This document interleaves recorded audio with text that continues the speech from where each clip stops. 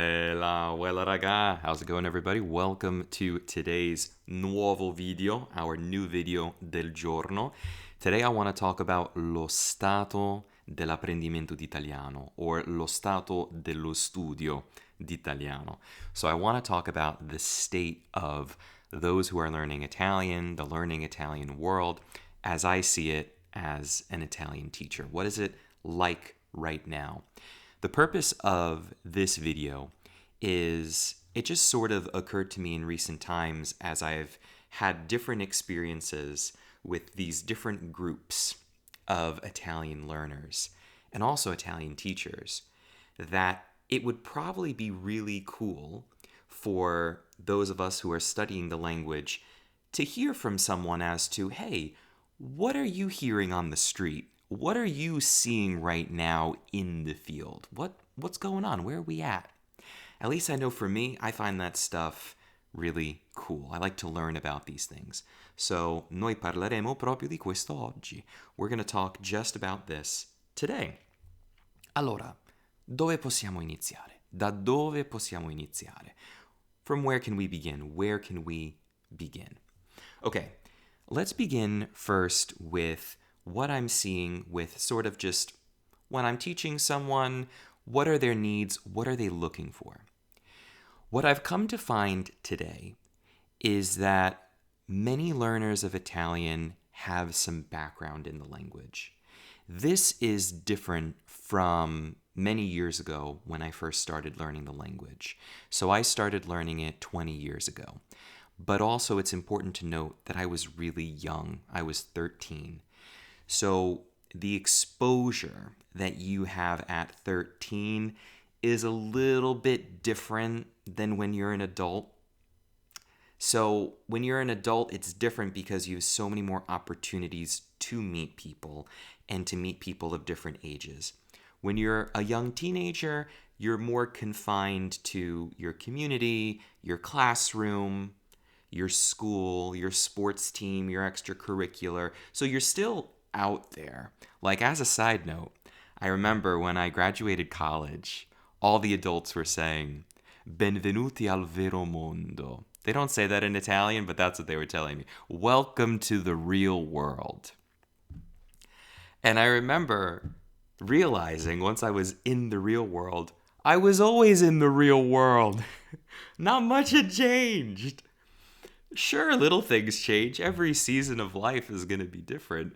But I was like, I've always been in the real world. I thought there was something bigger that was waiting me.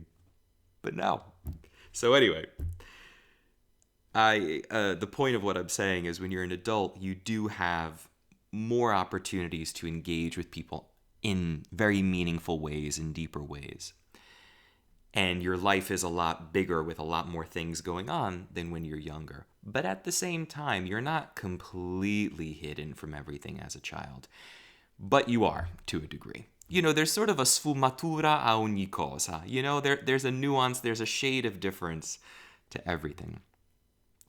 So, the reason for me bringing this up is just to say, though, that my experience has been the experience of many different stages of life, so from childhood into now young adulthood, but also at the same time, that's an important thing to note, you know, because it would be interesting to get the input, which I often do from a lot of my students, of what it was like 20 years ago, but as an adult. So I've gotten to hear the differences, and that's been pretty cool. I'll share some of that with you as well today. Okay, so back to the point. When I first started learning, it was not very common for young children to be interested in really becoming Italian. There were always people that either knew some of the language because they were heritage speakers, as we call them, so they heard it at home. There were always those who maybe had taken Italian classes, but it really was not a very sophisticated level of Italian, nor was there really a sophisticated understanding of Italy. It was very much a heritage-based thing. So I'm talking about the people that seemed like they were sort of farther along in the game, you know? They kind of seemed to be in the heritage world, And the understanding of Italy and Italian culture was also largely heritage-based, meaning that we're not really talking about the most famous singers or actors at the time, what's going on in modern day politics or current events, not really a deep understanding of living in Italy. What is it like when you want to do this, this, and that? Also because I was a child, so that's why I'm saying certain things are different when you're an adult. But it just sort of felt the word I keep coming back to is heritage-based. And then at the same time, being someone in the United States, a very strong Italian-American feeling. So there wasn't yet that understanding of Italian versus Italian-American and how they're different. There was very much this idea of if I want to learn Italian, it's me talking about this immigrant lifestyle, making good on the promise of those who came before you, and very New York feel, something that if someone wanted to get in touch with their Italianness, they would think to go to, the Italian neighborhoods. That's still a thing. The Italian neighborhoods, the little Italies, the Italian meat shops, the stores. You sort of try to get in touch that way. And if there were things related to music, it tended to be the traditional songs. The songs of your grandparents, the songs of the past, the songs with the fisarmonica, which is the accordion, the fisarmonica. Eros Ramazzotti, that was like the wedding song singer. So Eros Ramazzotti, he's got that, I don't know how to describe his voice. I don't know if the word is timbro, the timbre of his voice is very distinct. But if you check out Eros Ramazzotti, that was definitely the sound of Italy when I was a small child. Okay, so now that I've given you the flavor of sort of what it was like, I did mention something that is worth continuing to build on. And I said that not everyone was interested in becoming Italian. So this is where there was a very stark difference between me and those of the heritage world at the time when I was younger. I was not very interested in leaning into that New York Italian-American, Hollywood Italian-American side of things. I was interested in it, and I did lean into it, and I did learn about it. But it wasn't something that I was strongly identifying with or really saw myself kind of taking it all the way in that world. Instead, I was more interested in finding out, what is Italy today? What are their modern TV shows today? I'm not as interested in the classic films. The classics are cool, but there's so much cultural context that we're missing. I'll give you a very simple example. When I was in high school, my teacher shared with us the film Il Nuovo Cinema Paradiso, a wonderful film, I believe, from the 1980s. But when you're a small child and you're watching this film, and it's supposed to be of the main character looking back on his life, so it was from this rural Sicilian lifestyle, probably if it was supposed to be that he was an adult, I'm going to guess something like the 1950s. It could have been 1950s or even earlier, probably earlier, because it was all about the children going to the cinema and him getting a job at the cinema and the film and what it was like and this mentor that he had. So when you're watching this version of Italy, you don't understand as a small child that this is a depiction of the past. It's just like when I was a child and they would show me movies like The Sound of Music or Grease. I didn't have the understanding that Grease was a modern day film about the 1950s, I think it was. Or The Sound of Music was about the Second World War, and I was watching this as a small child in the 90s and early 2000s. You see what I'm saying? There's a lot of cultural references and historical things that you just don't have unless you're taught it, unless someone is explaining it to you. And I remember we also watched the movie Il Postino when I was in high school. And one of my classmates, and also Il Postino, is of an older time in Italy. It's a beautiful time. It's a traditional time. It's a time that we all kind of look at and say, oh, wow, I love that time in Italy. But I remember one of my classmates goes, oh, so is this like what it's like in Italy today? And I remember when I heard him say that, and I was all into the world of modern day Italy, I remember thinking, oh, let's see how the teacher's going to respond. And she said, no, no, this is a film about the past. So she did say it. But I remember thinking, like, no, like, this is not what Italy is today. This is a depiction of Italy. There's so much more to Italy. Which is why I really took to certain TV shows. I always talk about I Cesaroni, which they're doing what is it called? A reboot of that show today. And I haven't seen it though, but I watched the early seasons of I Cesaroni and I loved it because it was about a modern Italian family. So for me, when I was embarking on learning Italian, although there was a huge heritage aspect to it, I was much more interested in becoming Italian. I wanted to know, what would that be like? What is Italy like today? So now let's progress a little bit. As I got older, what started happening? I was having more and more experiences, right? You're visiting Italy more and more. As you're getting older, you're talking to more and more adults. So some of these adults that I was talking to were fellow travelers to Italy. I always talk to everybody, so you're waiting online at the airport. I may pass a comment and maybe have a small conversation if you're interested. And I remember that in those experiences, the people that were traveling with me, hearing about what they were doing, I remember this one couple, I think they were probably like retirement age, and they were talking about how they were going to Tuscany to do sculpture classes. And I started seeing that theme, that kind of Italian enthusiast more and more as I was getting older. And I started to see that the older folks who were interested in Italy really appreciated it for its culture, for its arts, its history, its architecture, those kind of things. They were the ones taking the pasta making classes. I wasn't seeing people my age doing that, but I was seeing the older folks doing that. And if I could sort of give you a reference of a modern day reference that maybe will help you make some sense of that, I call that the Stanley Tucci Italy. So if you watch the shows by Nat Geo, CNN did it as well, I think it's Nat Geo, you will see like Stanley Tucci's program, that kind of Italy. I was seeing that kind of side with the older folks, not with the people my age. The people my age were the heritage learners.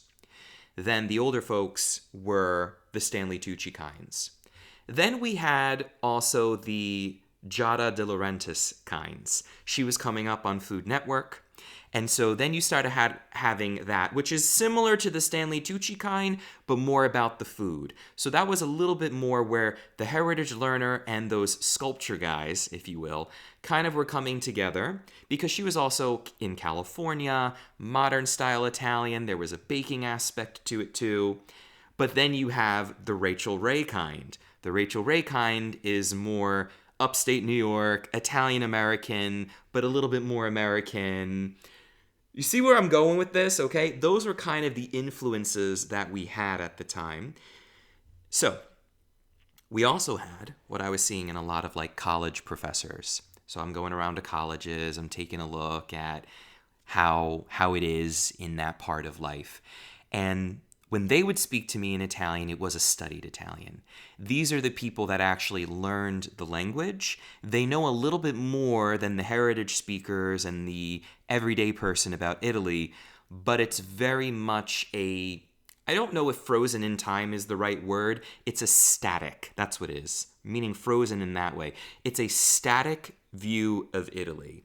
It was this view of textbooks, the map, a little bit of history, a little bit of understanding in the years, Italian unification, some understanding of the poets, Dante, Petrarca, Boccaccio, D'Annunzio. Sort of, we're getting into that world, but it still felt disconnected from Italy. They do the study abroad trips, they go several times a year, but it's this Italy that needs a tour guide, okay? It wasn't quite there. We progress a little more. And when I'm saying not quite there, not quite what I was interested in, okay? There's many different sections of Italian learners. So then we progress some more, and we're in this whole boom of study abroad. Everybody and their brother is going to Florence to study abroad. It's the new thing. For a long time, we had Venice, Florence, Rome. That was where people went on a trip. Usually it was the heritage learners going to see the family for the first time, so they might go to see Nonna in Sicily, right? Or they finally do the trip and they're going to see more of Italy. So they do Venice, Florence, and Rome. Then we started adding in the Amalfi Coast, okay? Oh, we're going to go up to Vesuvius. We're going to go to Pompeii, all right? That was kind of becoming a thing.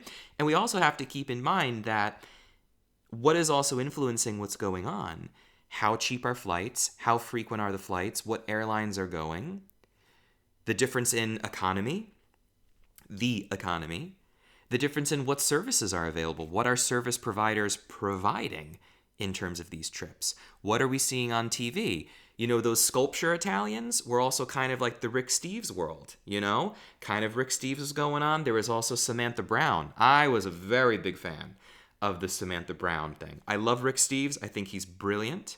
I've come to appreciate him even more as I've gotten older. But when I was a little kid, I wasn't able quite yet to vibe with his material, but I was certainly vibing with Samantha Brown on the Travel Channel. That was my vibe, because that was about like, I'm not just going to show you a museum, I'm going to take you to a store.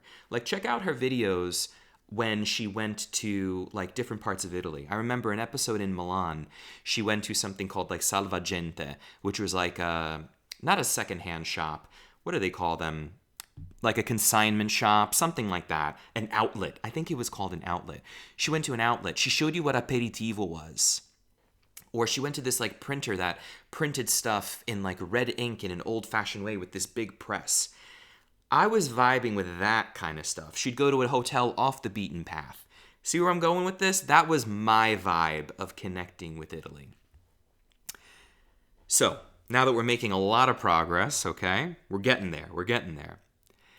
So then we start seeing when I'm a teacher and I'm now interacting with people from all over the world, all different walks of life, all different ages, thanks to my YouTube channel, thanks to the life I'm living, the jobs I have.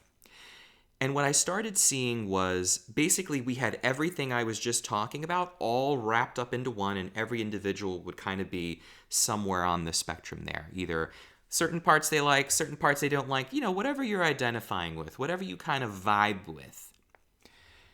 But then there was this huge boom, probably in large part thanks to the internet, of young people my age learning Italian and really learning it well. Getting in touch with the Italy that I was always so interested in becoming intimately familiar with, which was the modern day Italy. People not too much focused with the Italian-American way. That was really the gateway. That was the most easily available thing you have in front of you as an American to step into that world.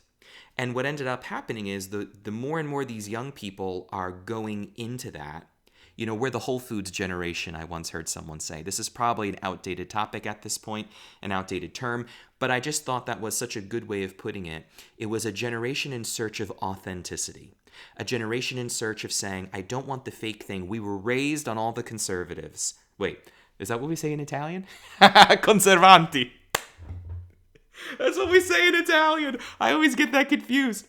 Conservanti, like the word to conserve, that's the word they use in Italian. We say preservative in Italian, but you can't say that in Italian when you're talking about food preservatives. Wow, that's a good one. So we were raised on all the packaged foods, you know, all that kind of life, and then we change and we say we want organic. You know, I'm the avocado toast generation. That's sort of like, you know what I'm saying? That's where I was coming up. So all of a sudden, they're like, okay, Italian-American is great as all, but that's my parents' thing. That's my grandparent or great-grandparents' things. I'm now about, I want to go to Italy. I want to discover it. I want to live there. I want to study abroad there. I want to become Italian, which is very different from the stuff in the past. So I started seeing so many young people really taking to this, and it was probably one of my favorite times in this entire experience thus far. That was, for me, sort of like a golden age. It was beautiful. Beautiful, beautiful, beautiful. And everyone is really focused on the language. They're interested in grammar. So you see the difference? I wasn't talking about language that much. I'm talking about Italy as an idea, Italy as something static, of the books or of that TV show. Not really there yet for what I was looking for, that is. So basically, we have that boom, and it lasts for quite some time. But now, we're in a new interesting phase. It's been happening for some time, so we can now study it and observe it and make some sense of it. We're now in a time where we have a lot of resources. And so now what you have, I don't necessarily want to call it a fragmented time, because learning Italian is different from the world of, for example, the entertainment industry, where you'll see a lot of people talking right now about singers or movies. We don't have that shared experience where we're all watching the TV with the same channels, where you're waiting for Friday night at 8 p.m. Eastern, 7 p.m. Central.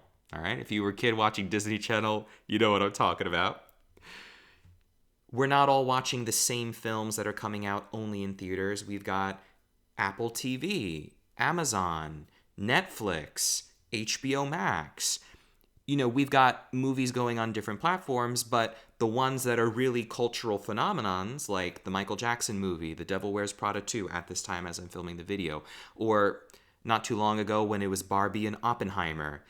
So we were seeing that the ones that have huge cultural impact are the ones that are still doing that traditional one-size-fits-all media. But television's a little different now, so that's fragmented, with some signs of also some uniformity. Learning a language has always been fragmented. So learning Italian has always been that way. As I was sharing with you guys not too long ago in this video, we have like the Rick Steves travel abroad, but then we have the Samantha Brown. We have the Rachel Ray Italian-American cooking, and then we have the Giada De Laurentiis. Or then we also have the Lydia Bastianich. So there were always differences, the Emeril Lagasse, right? So we always have something. So with learning Italian and Italian culture in this world, it's always been fragmented. There's never been a uniformity to it, which is also something that ties into a lot of theories that I want to continue studying and talking about Italian Americanness and having like a point of reference for that, like who is the figurehead that people look to as the role model. I love stuff like that. We can talk more about it. So anyway, as we're now arriving to our final chapter of our conversation for today, we do see, though, this fragmentation still represented in what's happening today.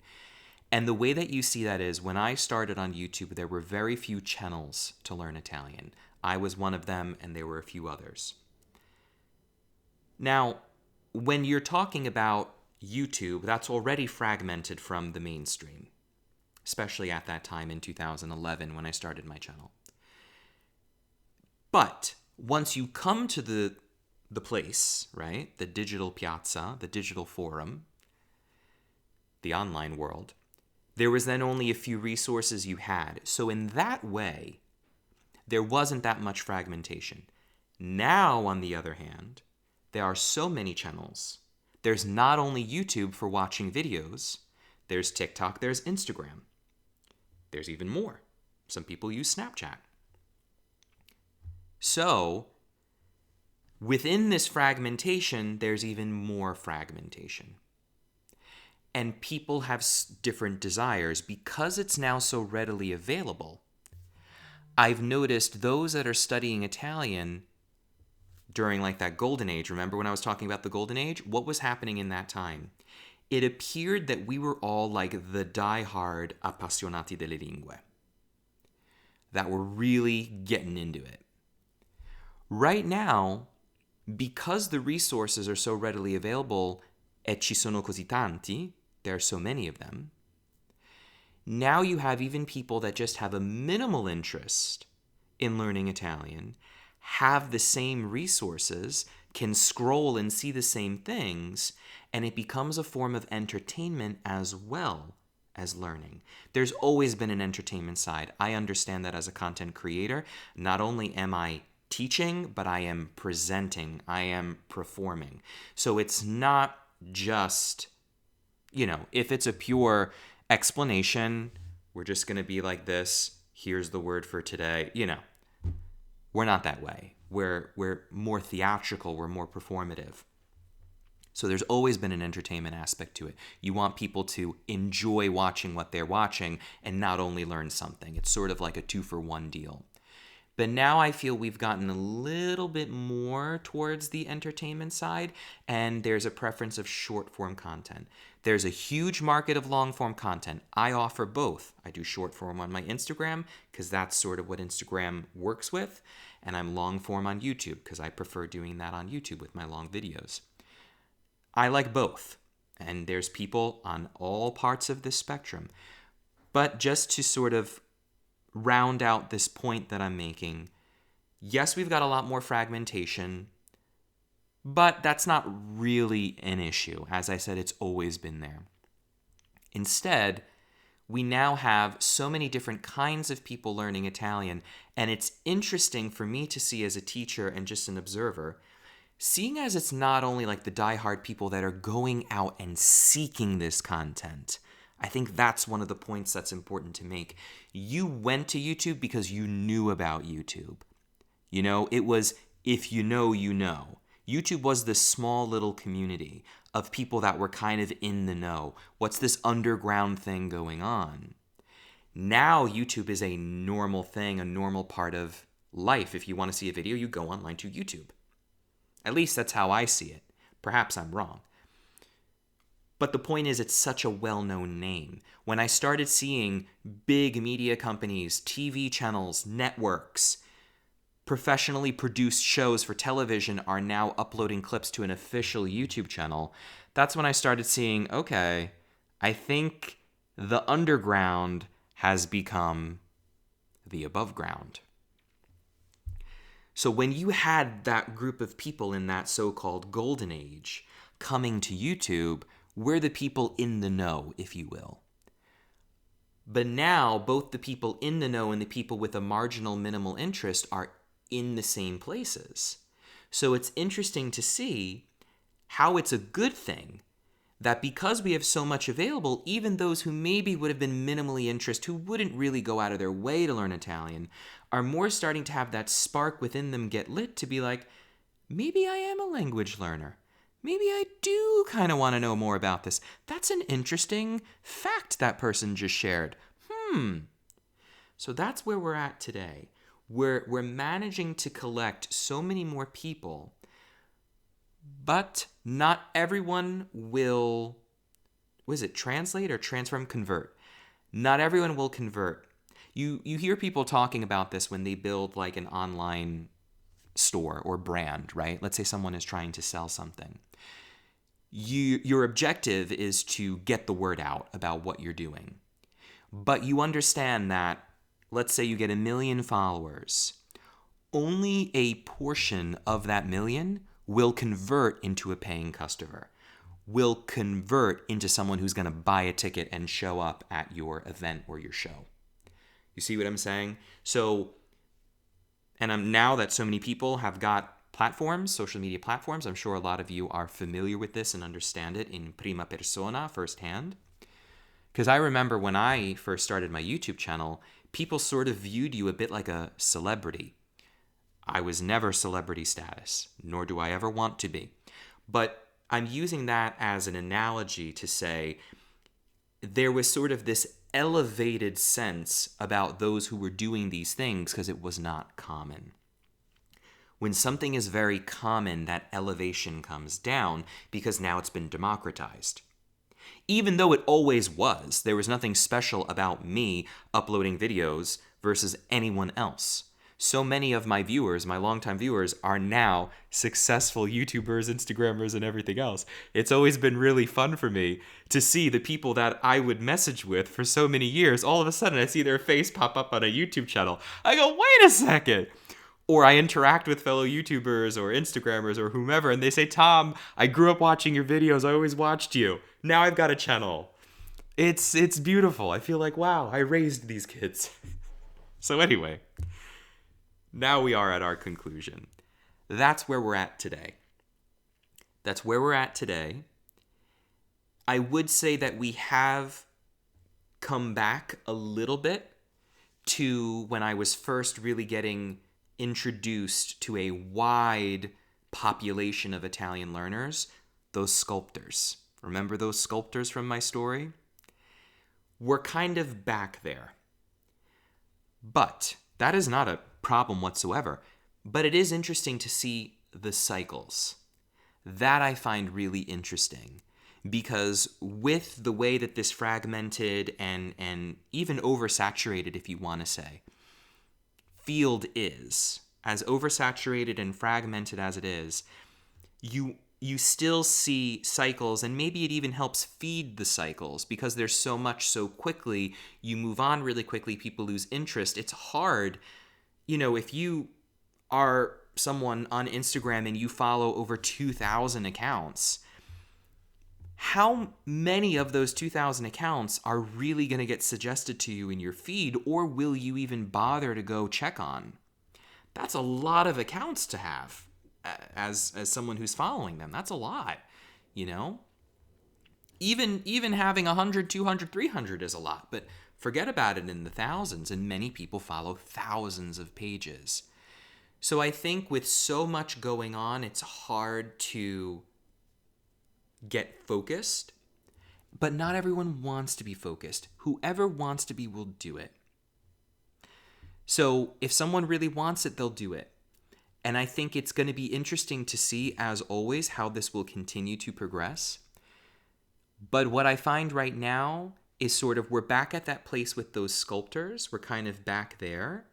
We're seeing now, meaning where it's sort of the older folks are really interested in it. They're going to really be the ones to spend time with the language, which is a beautiful thing, and I'm very happy about that.